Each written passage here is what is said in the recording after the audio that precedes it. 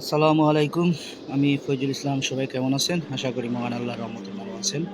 তো আজকে আমি একটি গুরুত্বপূর্ণ ভিডিও আপনাদের সামনে আপলোড করলাম। আশা করি পুরো ভিডিওটা দেখবেন। আসলে আমি জানি না কতজনের এই বিষয়টা জানা।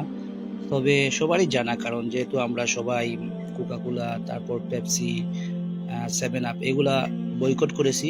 সেজন্য সবাই এখন এই বাংলাদেশি পণ্যটা মজোটাই একটু বেশি করে খাচ্ছি।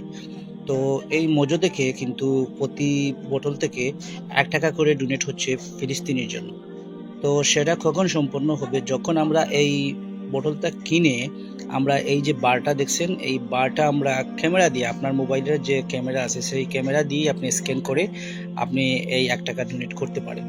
আপনি যতক্ষণ পর্যন্ত এই বারটা আপনি স্ক্যান করবেন না, ততক্ষণ পর্যন্ত আপনার ৳১ ডোনেট হবে না।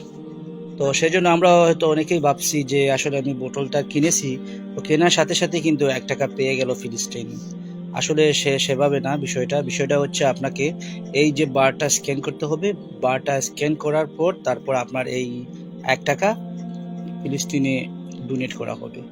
তো সেজন্য আসলে আমরা অনেকেই বিষয়টা জানি, কিন্তু অনেকেই অলসতার কারণে আমরা বিষয়টাকে এড়িয়ে চলি বা মনে করি অনেক সময় লাগবে, অনেক একটা বড় একটা গ্যাদারিং, সেজন্য আমরা সবাই করতে চাই না। তো যেহেতু আপনি মনে মনে ফিলিস্তিনিকে সাপোর্ট করতেছেন, মজু কিনেছেন, আপনি কোক, স্প্রাইট এগুলাকে আপনি বর্জন করেছেন, তো সেজন্য আপনি দয়া করে এই কাজটাও একটু কষ্ট করে নেবেন। তেমন বেশি সময় লাগে না। জাস্ট আপনি আপনার মোবাইলের ক্যামেরাটা ওপেন করে আপনি এই বারটাকে স্ক্যান করে নেবেন।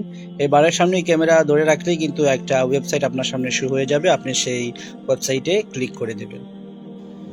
আমি কিভাবে স্ক্যান করলাম সেটা আপনাদের সাথে শেয়ার করতেছি। অবশ্যই আপনারাও এভাবে করলেই পারবেন। প্রথমে আপনার মোবাইলের ক্যামেরাটা অন করে নিতে হবে। তারপর দেখতে পাচ্ছেন যে একটা ওয়েবসাইট এখানে শো করতেছে। আপনি জাস্ট এই ওয়েবসাইটটায় ক্লিক করবেন। ক্লিক করার ওপেন ব্রাউজার লেখা অপশনে ক্লিক করবেন, সাথে সাথে ওরা আপনাকে ওদের ওয়েবসাইটে নিয়ে যাবে। সেখানে গেলেই আপনি সম্পূর্ণ তথ্য দেখতে পারবেন। তো আশা করি সবাই বুঝতে পারছেন।